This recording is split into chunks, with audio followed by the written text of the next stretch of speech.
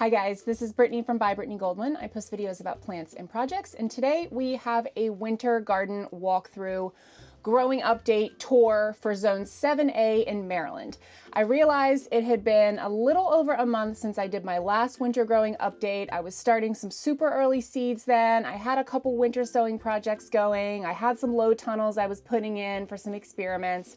And I'm overdue on doing an update on some of those. So we're gonna do a little walkthrough of that today and see what's going on in my late February Zone 7A Maryland garden.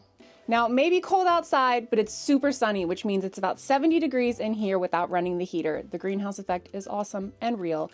So we are going to go over the Greenstalk first. Now, I love my Greenstalk. I have worked with Greenstalk for a little over a year. I bought my first Greenstalk vertical garden a couple years ago and then approached them and said, I love this. Can we work together? Can I join your affiliate program? So if you are interested in Greenstalks, I do have a video I made all about this one that they sent me in this amazing color, which unfortunately has been discontinued, but they have lots of other awesome colors. I made a video showing how the whole system works, how you set up the Greenstalk, how the watering works, filtering down through all the different tiers. And I have a referral code that will give you a percentage or a flat dollar amount off that I will drop in the caption below. If you're interested in checking out and trying out a Greenstalk, I love mine. I have a little spinner base on this one, which I would definitely recommend investing in because you can spin it around and maximize your light exposure. Now, since I set this up in winter, I decided I should probably just throw some seeds in here to see what happens. And as you can see, some of the spinach plants, I mean, they're doing fine. They're a little leggy. They're not the healthiest spinach plants I've ever seen in my life.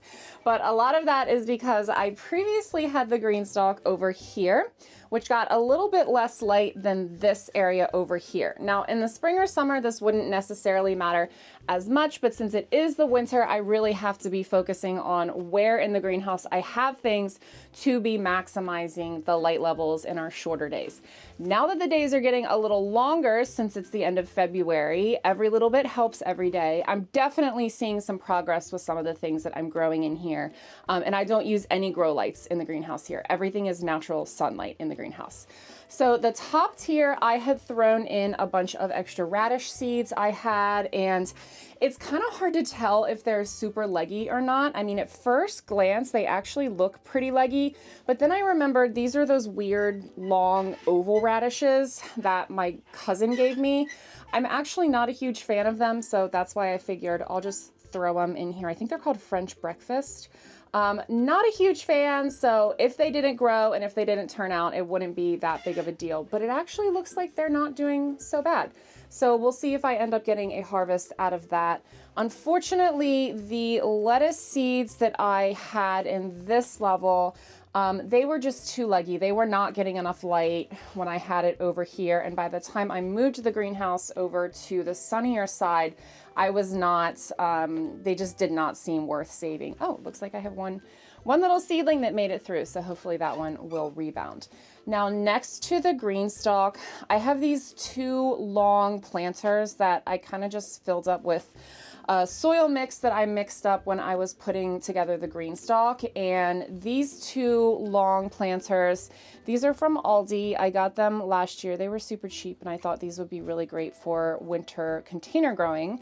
And the plants were looking a little bit leggy in here, but I have definitely noticed them starting to take off a little bit more than they were before. The lettuce is looking actually pretty healthy in here. I was worried if that one was going to make it or not. And the spinach, the leggier pieces, I just kind of tucked a little bit more down into the soil to kind of bury them a little bit more, and they seem to be rebounding with the slightly longer days we've been getting as well. And since it's a little bit cooler out here, I only water these once every couple days. I have them on a large seedling heat mat here that I do keep plugged in, but you know, that only keeps the soil a tiny bit warmer than it would if I were not running the heater out here in the greenhouse. Now, the seedling heat mat is especially important for the tropicals I have out here. So again, I do not heat this greenhouse to tropical temperatures right now. It is very cold in Maryland. It is upper 20s right now, and I am not a bajillionaire, so I do not want to deal with that heating bill. So right now, I just rely on the sun to give me my heat during the day. You can see no heater running. It is just popped up to 71 degrees here in the greenhouse, which is great. It's a nice sunny day today, so we are getting a lot of warming in here just from the sun. And at night, when there is no sun to help out with that warming, I do run this little greenhouse heater, but I have it set to only kick on to prevent the greenhouse from dropping below 42 degrees. So since that is a little low for some of these tropicals I'm working on propagating, I have them sitting on this heat mat just to help boost them a little bit more with their root development. Now I've got mostly Hoyas here, and then a couple of the Monstera dubias that I trimmed from my plant. And all of these I'm getting ready for the Master Gardener plant sale we're having. So all of these and many more I will be bringing to the Master Gardener plant sale in the coming months. So I will probably end up moving these to an area of the greenhouse that gets a little bit less sun. So I might end up putting like a little shelf over here, since this gets only morning sun, and moving those over there so that as the days get longer, I'm putting the seedlings that really need the extra light over here on the back side of the greenhouse. Now let's move on to seedlings. I've got some really great seedling starts here with my amazing cauliflower. This was my first time growing cauliflower from seed, and I got these seeds for free from a seed swap. So I thought I will just throw them all in here. Now, as you can see, I think I had a 100% germination rate with these. I have as many as 6 cauliflower seedlings in some of these. So I have started gently pulling out these cauliflower seedlings and potting them up separately. I wasn't sure if they'd be too young to pot up separately, but these I gently pulled apart. All 4 of these right here, 1, 2, 3, 4, all 4 of these were from the same little cell in here, the empty one. And so far they've all rebounded really well. So I was curious how they would transplant this early, which is why I put 2 in each of these pots. But they're doing great. So I'm hoping that I will have enough cauliflower starts to bring to the plant sale as well.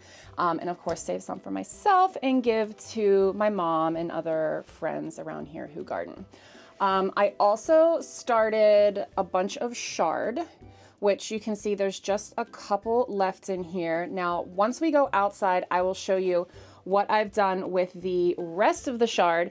So I have a video coming up on how to make a PVC pipe cold frame for raised garden beds, or you can put it over in-ground beds as well. Now, since chard is pretty cold tolerant, I decided to transplant almost all of the seedlings to that bed that I had started in here. And also all of the arugula seedlings that I had in this little guy. Now, I love this. I was able to just pop the seedlings out through using my finger through these giant holes in the bottom and then transplant them just directly into the bed. So I'm hoping that I'll have transplant success with those and that they will continue to grow in the cold frame since they had the heat in the greenhouse to germinate. So we'll check on those when we head outside. In the meantime, I'm just gonna let these grow for a little bit longer and then transplant them to pots to hoard for, again, the plant sale. The one thing that's been a little bit disappointing is I have 4 whole things of asparagus here. These are Millennium and Mary Washington asparagus. The Mary Washington I got from the Master Gardener seed swap, and the Millennium are from my own plants. Now, I have never started asparagus from seed, so I need to do a little bit of research into why these are not sprouting. I had heard they were pretty easy to grow from seed since, they're a perennial plant here. They a lot of times will just spread their own seed and pop up as volunteers, but I am so far not finding that to be the case. Maybe it's a hair early for them here. Maybe I don't have enough light on them, or maybe they just have a much longer germination time. So I'm gonna dig into that a little bit because I was really, really hoping to get some starts of asparagus to share. I know a lot of people wanna grow asparagus, but it's such a long process. So, it's many years after you grow, especially if you're growing it from seed. So I wanted to be able to grow some to get started to share with people. Now, the last thing that I started from seed in my video I did about a month ago was this container of leeks. Now, this is in one of my older seed starting containers that I've been reusing for many years. Now, I really recommend these as a great option if you don't have a greenhouse, because this little tray comes out and you can water from the bottom, and then you can put these little lids on. As you can see, some of my leeks are getting a little tall for this, so I've been keeping the lid off on this, and they have just been randomly sprouting when they're ready to sprout. I will probably be transplanting these out into the garden here in the next couple weeks, just because they are generally a colder tolerant seed. So I'll probably pop them into one of my low tunnels that we'll look at here in a few minutes. And then over here, we've got a couple other random things. Some of these are perennials that I dug up or propagated last fall that I've just had chilling in here over the winter. Some of these I will give away, some I'll replant in my own yard, some I'll take to the sale. Now, I love these ornamental sweet potato vines, the dark purple ones, and I find that they can get like almost a little bit of a black look to them when they really have a lot of light. So I cut a piece of my plant off since it's annual, and I rooted that, and then I've just kind of had it chilling here in the greenhouse over the winter. So I'm hoping that's one less annual I will have to buy this year, since I've been able to keep this one alive over the winter. I love putting this in like I think last year I had it in a large pot with a big elephant ear in it, which I saved the bulbs for as well. And then I put the ornamental sweet potato vine around the elephant ear. So it's like the spiller, and then there's no filler. There's the thriller. What do they call it? The thriller, the spiller, the chiller. I can't remember. So the elephant ear is like the real show. And then the sweet potato vine just kind of like fills up the area, cascades over the soil and over the edge of the pot. And I just find that combination looks really, really lovely. So I usually do that every year. And then we've also got some of my seed starts that I just started working on earlier this week. I just planted eggplants in this one, bell peppers in this one, and 2 types of eggplant in these. So none of those have sprouted yet. I need to water them. As you can see here, they are looking pretty dry. So this is a new seed starting set that Greenstalk sent me, which I think is really cute because it's got a handle in the middle, so you can pick them up and carry all of these around, and then it's got this tray on the bottom too that you can bottom water. Now, once I will top water these until they start sprouting, and then I will start bottom watering these. So I usually don't grow peppers from seed, but I got these seeds for free, and I'm hoping to get enough for just 1 or 2 plants for me. And then we eat a lot of eggplant. I love eggplants, but I found that the smaller varieties are just less seedy and easier to chop up and stir fry. So we're growing eggplant little fingers and eggplant jewel amethyst this year. Last year I grew black beauty and fingerling eggplant, and we ate the black beauty. It was just really seedy, and I found that like the fingerling eggplants were just so much easier to tell when they were ripe, when the perfect time to pick them was. And my daughter, who's 7, really likes picking the little guys off of the plants too. So I'm hoping to do a lot of eggplant this year. Last year we made a lot of soups with tomato and eggplant and Malabar spinach, and pureed them and froze them. So we've been enjoying those all winter, just adding either lentils or some orzo into them. That's a really great option for prolonging your food through the winter and enjoying it through the winter if you don't want to deal with like canning stuff or freezing separately and then making the soup in the winter, because it's just so great to take a bag out of the freezer and have it just be thawed and ready to go. And then last over here, we have a couple random arugula seedlings that I just couldn't throw away, so I popped in there. And then in here, we've got spinach. So these were looking pretty leggy where I had them, so I tried to bury them a little bit deeper. And they still look a little leggy, but they seem to be rebounding a little bit better. Once these take off a little bit more, I will probably try to transplant these into one of my raised beds, since spinach is so hardy and does such a good job with cold temperatures, even uncovered. And last but certainly not least, here in the greenhouse, I have 4 grow bags and 1 grow bucket that I drilled holes in the bottom of. All of these have potatoes in them.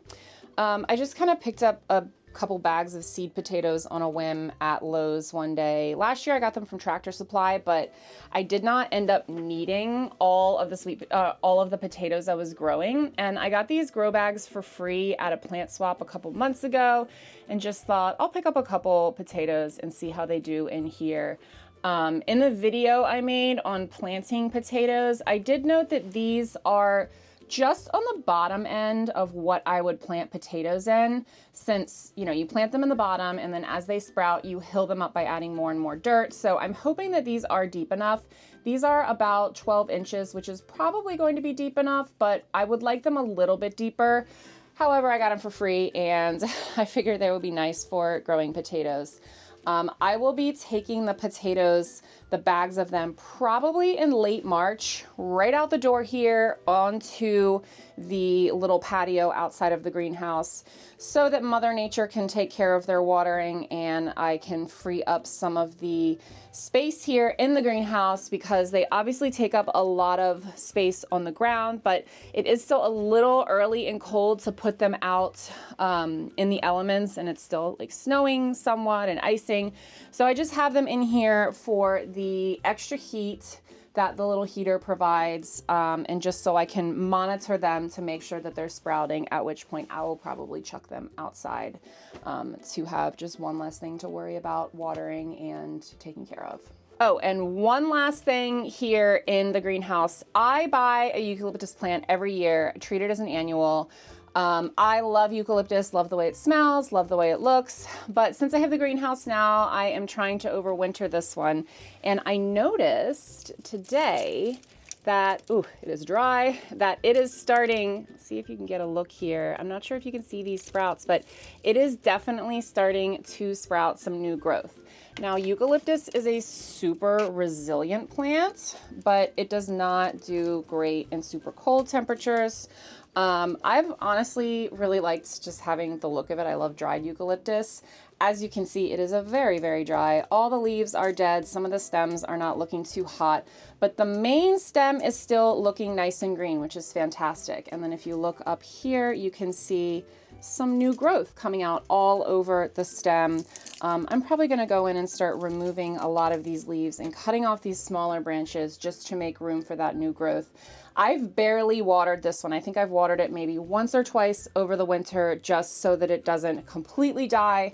And as long as I've still been seeing a green stem, I have been holding out hope that it stays for the spring until I can put it outside and it gets all of the heat and sun that it really enjoys, which it does very well in spring and summer here. But hopefully this experiment overwintering it is a success. So now we're going to venture outside of the greenhouse here where it is very cold today. But my favorite thing to point out is that while it is like 30 degrees out here, it's actually up to 82 degrees without a heater in the greenhouse, which is literally never ceases to amaze me and make me happy when I see how hot just the sun makes it. So out here in the yard, we have a couple things going on. I'm going to start over here in the in-ground garden area. Now, I have a video where I walked through planting garlic in this one of these 3 rows here. So we converted this roughly 15 by 15 area into in-ground gardens last spring. So we could primarily grow asparagus. We have asparagus planted in the 2 rows over there. No signs of that yet. It's still a bit early for that, but they're heavily mulched with leaves, and this will be the first winter they've gone through with us. So I am anxiously awaiting seeing them resprout for the spring. And then we did sweet potatoes all in here. And as soon as I pulled the sweet potatoes, I started working the soil over to plant garlic. And if you look closely here, you can see that we have garlic sprouts all up and down. So pretty much it looks like everywhere I've planted garlic here, I've gotten sprouts. And this has happened a couple times over the winter. We'll get a warm spell, they'll sprout, and then the cold will nuke them off. But I have enough sprouting now that I think they are here to stay. And then of course we have my extremely sad Brussels sprout plants. I just got these pretty cheap from Tractor Supply and threw them in the ground a little late last year. So they really didn't do much of anything, and I decided to just let them continue over the winter to see if they made it to the spring. And these actually over here that I have in the raised beds, I put 3 of the other Brussels sprouts plants up here in this raised bed, and I have not covered these at all. And as you can see, something has eaten on them a little bit, and they don't look super healthy. But if you look closely, especially to this one on the end here, you can see that there are Brussels sprouts forming. They are actually getting pretty big. It didn't really do anything over the winter.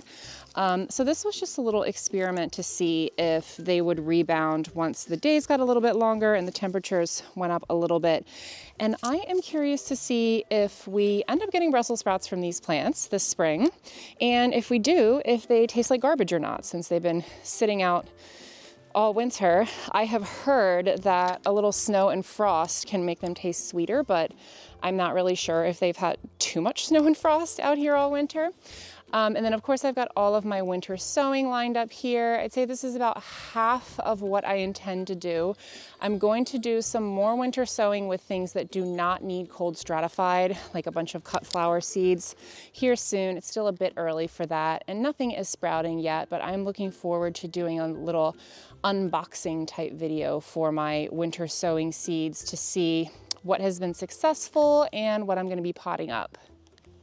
Now, I'm a big fan of leaving foliage in place and cleaning up in the spring instead of the fall. I just find I'm like way more eager to get out into the garden in the spring and do like mundane tasks like cleaning up dead foliage or whatever, just because I've been cooped up all winter. Whereas in the fall, I am just tired. I'm tired of being in the heat all winter. I'm tired of chores. I'm tired of bug bites. So when you leave them over the winter, it also has the beneficial effect of being some nice shelter for bugs and things like that overwintering over the winter. So that's why you'll see a lot of half dead looking things or completely dead looking things. Most of them are perennials that I will just chop down as soon as I see usually my first ladybug in the spring. This right here is parsley. I planted this parsley, grew this from seed last year, planted it in this bed. Now parsley is a biennial, so this one will come back this year and then will produce seed this year, since it takes 2 years to complete its life cycle as a biennial. Here is some green onions. These were just some random seeds I threw in last spring, and they kind of got nuked off in the summer. So then I cut them down, and then they rebounded in the fall, and it looks like they're really starting to rebound here again for this year. So hopefully we'll get some green onions out of these in the spring, because I love green onions. Now, I did a video all about how to set up a cold frame. These 2 beds behind me, a low tunnel, cold frame, hoop house, whatever you want to call it. I did a video about how to set one of those up using a cheap set of like these little kind of like acrylic-y thingy poles that you attach together with little connectors, and then you turn them into hoops, and then you just throw like netting or plastic over top of them. Now, this was totally an experiment. I decided to do this in December. I looked back in my garden journal because I have the worst memory in the world, but I did start keeping a garden journal, something my cousin Jimmy recommended, and I planted fresh seeds into both of these low tunnels mid-December last year, 2024. And then I put the plastic over it. The plastic is not completely clear, but it is opaque enough that sunlight does get through. And it also has a lot of reflective capabilities on the inside.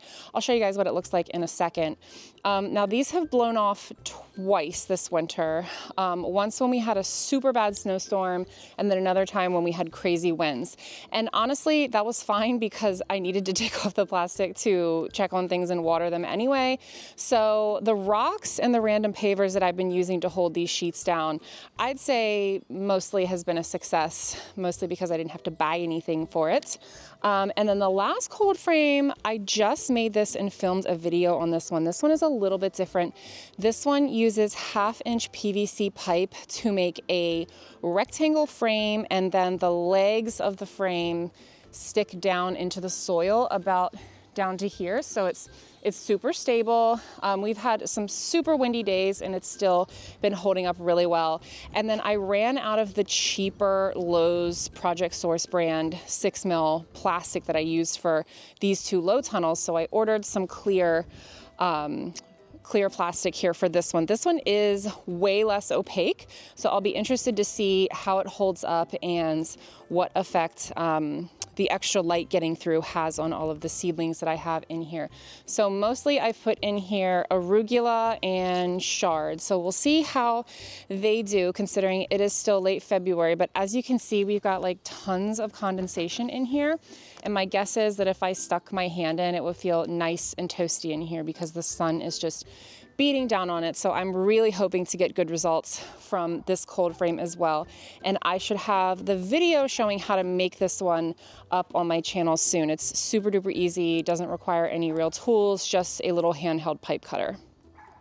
Now we're gonna peek inside one of these 2 low tunnels to see the progress. Now, as a reminder, I planted these seeds in mid-December, so I was totally not sure if they were going to germinate or what was gonna happen. It was totally an experiment. And as you can see, we've got lots of germination, which I am super excited about. We've got spinach in here, I've got leeks, we've got lettuce, have a couple fava beans. I have other stuff in here.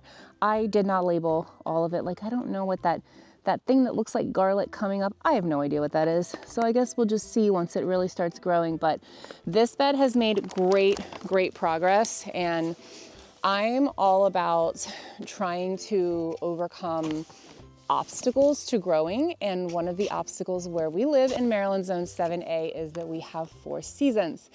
And traditionally, I have always learned that you just garden here in the spring and the summer and the early fall. But I really wanted to see what I could get away with in the winter, especially because last winter we had a super mild winter, didn't get any snow. Of course, this winter we had some crazy cold, crazy wind, and crazy snow. But I am overall really happy with how things have turned out because now I don't have to plant an early spring bed. I've already got a jump start on it with this low tunnel here, and I'm hoping to keep the low tunnel plastic on for probably another month, and then I will take it off and just leave the frost cloth over top. At that point, we'll just see how the temperatures are looking and how things are going, but that will certainly make it easier because water cannot get through the plastic, but it can get through the frost cloth underneath of this. Now, the last bed I have to show you here that I'm actually growing something in is spinach that I planted pretty late in the fall last year. And spinach is way more cold tolerant than most lettuces are. So I put it in here and just decided to leave it. And I threw this plastic sheet over top of it just because we were expecting some snow. So I decided to give it a little bit more protection. As you can see, it's looking really good. So I'm really hoping this bed will really start to take off. I have a couple of things of kale in here as well. I'm hoping in the next month or so, I'll see some serious progress coming out of this bed, but I have absolutely noticed it already picking up steam with growth over the last couple weeks as the days have been getting a little bit longer. And again, like when it comes to growing in the fall and winter, like I've just kind of accepted that things are not going to look pretty in the winter. I want them to just be functional. So all of these things covered in plastic and the chunks of rocks everywhere and the pipes and the clips and all of that, like I've just kind of let go of what my garden looks like in the winter and the early spring and the late fall, because if I'm still able to pick things from it, then I consider it to be a beautiful garden, even if it doesn't look like a traditionally beautiful garden. Oh, and up here we have a bed I'm super excited about. I had said I was not going to expand our beds anymore. I lied. Obviously, I wanted to add another bed when I got the chance to. So Vego Garden sent me this bed. It's one of their 10-in-1 beds, the 11-inch deep ones. I actually really like the shallow ones. I found it's really all the soil I need to grow most of the things that I'm wanting to grow, and it takes a lot less to fill the bed. So we have the 10-in-1 configuration and the longest configuration. And then they also sent me 2 extension panels. So this is a seriously long long bed. And I did a whole video that I'm working on right now about how I fill my raised beds for super cheap. So this one, I essentially line the bottoms with cardboard. You can see down here a little bit of cardboard peeking out, and that's just to help smother out some of the grass and weeds and whatnot. And then I will put in yard waste, sticks, old logs, half-done compost, all that stuff. Then dump in a bunch of the leaves that we picked up from nearby neighborhoods on yard waste day last year. Always get the leaves, always hoard the leaves, just throw them in your backyard, keep them there. They've been decomposing, they're perfect for the beds. And then I topped it off with some compost and raised bed soil. So once this settles a little bit, I'll probably put a little bit of fresh compost on top. And then I'm not really sure what I want to grow in this bed. It is at the very end of my whole area of raised beds. So this makes 1, 2, 3, 4, 5, 6, 7. This is the 8th bed, but I don't know. I kind of consider it 8th, 9th, and 10th because it's so big. And it is going to be the area that gets the most sun. So I want to plant some lower things here. I will probably end up doing like a bunch of eggplant in here. All the eggplant seedlings I started, maybe some of my determinate tomatoes. I did tomatoes in these 3 beds last year. So to rotate those, I'm going to be doing tomatoes in these beds this year and putting big trellises that I'm going to make out of wire frames and some bamboo stalks that I cured, which I'm super excited about those this year. I'm going to try and really maximize more vertical space this year.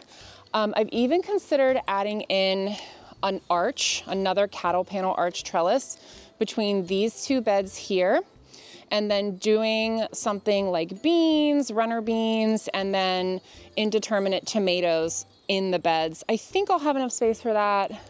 If not, whatever. I can always prune stuff and pull it out, but it's hard to put things in when it's too late. So more to come on my garden plan for this year. It's still a little bit early and chaotic for me to be making too many decisions about where I want to put things.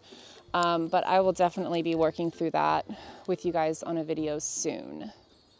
Now, one of the things I love doing the most this time of year in March and February is starting to look through all of my perennials, all of my native plants to see what is starting to show signs of rebounding and sprouting for the spring. It just makes me feel like, it's happening. It's the light. I can see the light at the end of the tunnel. Spring is almost here. And I was just walking around here yesterday and noticed that I see some of my aster. I don't know if you can see some of the little things. Well, there's some cat poop, but that's to be expected too when the neighborhood cats come visit me all the time and I've got my butt heads coming out here. So it looks like the aster is starting to rebound. Over here, these are coneflowers and Shasta daisies, and I see some green down there. It looks like the Shasta daisies are coming out. Nothing with the coneflowers yet. This is another beautiful aster. I really love these because they give you some nice late season fall color in your garden since they're such late bloomers. Some of my catmint, which is one of my favorites, looks like it is already starting to sprout underneath all of this dead growth that my cats like to lay in because they're disgusting animals. This is a Joe Pye weed, nothing new from this one yet. And then down here we've got a bunch of berry bushes and lilac plants that were in the yard when we moved in. The lilac plants were, the berry bushes we have all put in. So not much to write home about back here. A very neglected strawberry patch that I'm hoping to tend to a little bit more this year and hopefully get some more strawberries. And then of course we planted all of these fruit trees last year. I have a video about that too, about how we decided what trees to plant, and we're in a really small space. It's like 0.2 acres, so we had to be really strategic about what we chose. The 2 in the back here are pawpaws, which will get very large, so we'll eventually have to take down that tree on the other side of the property. And then we just have an assortment of like dwarf plums, cherries, we have a peach. Gosh, I can't even remember what else. I know there's something else in there that I like. And then we got a berry tree over here, something mostly that I think the birds will enjoy, but it's a service berry tree, so it is edible for humans, though my cousin was telling me that generally the birds get to most of their service berries before they are able to. And I am seeing the starts of something on this service berry, which is very exciting. So overall, I know I've said this before in my winter and fall garden tour videos, like I do not want to just be doing nothing in the garden over the winter, and every space is kind of different. So I've just really been figuring out like what I can get away with growing in my space, and learning lessons along the way. So, you know, I've been heating my greenhouse all winter and looking at the electric bills and deciding that maybe next year I might take January off and save a little bit of money, because even though I'm only heating it to keep it above 42 degrees at night and letting the sun do its thing during the day, it is still quite expensive to run a heater all night. So I feel like it's all about trial and error, especially since this is our first winter with the greenhouse, figuring out what I want to be doing through the winter. And that about wraps up what I've got going on with my seeds and my winter sowing and my cold tunnels. Oh, well, look who's here. Hi, buddy. How you doing? This is my sweet Henry boy. He only comes outside when it's nice outside. He's really hating this cold, but if he hears one of us out here, he wants to come out and hang out. He really loves having one of his people out in the yard and showing us around. It's very cute. You probably can't hear him, but he's meow. Oh my goodness, look at this boy. Hi, baby. Hi. He's such a sweet boy. Oh, he's trying to get in my lap. All right, buddy. Okay, well, I'm gonna take my sweet Henry in here, and until I make another video, until next time, happy planting.